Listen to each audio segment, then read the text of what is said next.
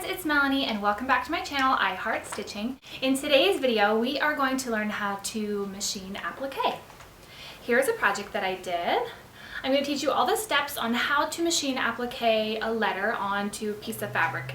And then you can translate this into, obviously, this pillow cover, which I will link below my video for this pillow cover, or baby blankets, nursery accessories, all sorts of different projects. So let's get going. I'm going to teach you all the steps.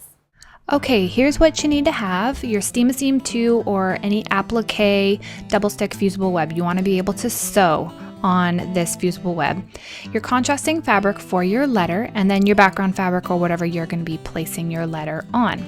Print out your letter, use a nice thick font, nothing too thin, it'll give you trouble later on. And then here is your fusible web. There's one side that does not stick well and one side that does. You want to trace your letter on the side that does stick well.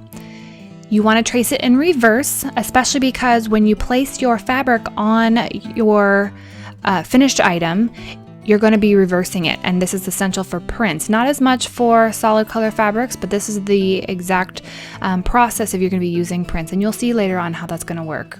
Give it a nice good rough cut with some non-fabric scissors. Don't use your fabric scissors, and peel off the side that comes off easily. That's the side that should come off, and place it on your fabric you're intending to use for your letter.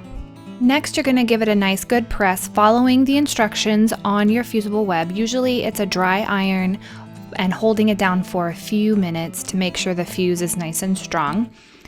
So you can see what I'm doing here. Don't worry about those ripples, that's just the paper on the other side. So give it a nice good press and fuse your letter to your fabric. Here's what it's going to look like. Next, you want to precisely cut your letter out using a nice sharp pair of scissors. Again, don't use your fabric scissors, but a nice sharp pair, and get a nice good cut around the entire letter.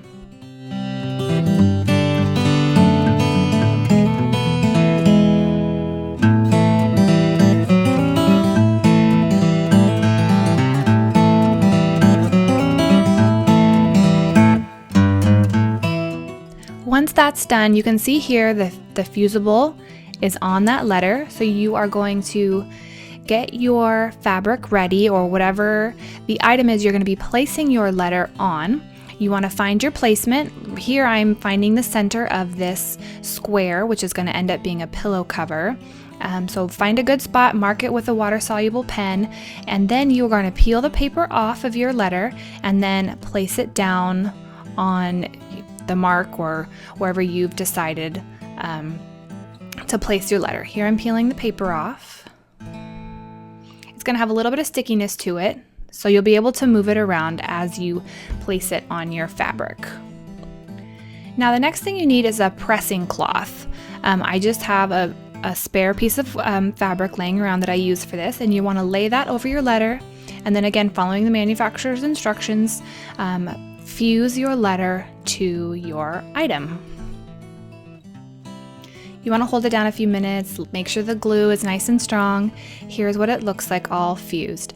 Now you're going to take it over to the sewing machine, and you're going to be using a zigzag stitch. Here I am holding it real close. Sorry it's a little shaky, but I'm trying to show you how your needle placement should be. You want your needle to end right on the outside of that letter. See, right here.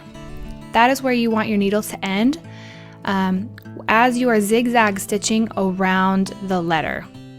Go really, really slow. Make sure that you have your needle placement good for this project. When you use a thread that coordinates with your letter, it's going to leave it a nice, crisp looking project without having a zigzag that's real noticeable. This way it'll keep it nice and clean looking and really professional.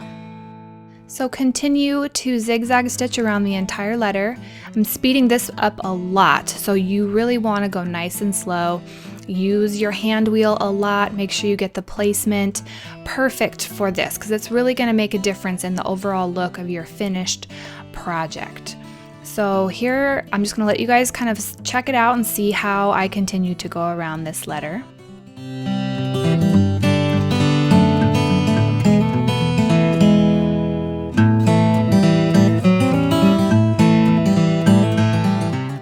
when you get to the end, you want to backstitch like so. Make sure you do it at the beginning as well. And here's a nice close-up of those zigzag stitches so that you get a real good idea of what those curves are supposed to look like.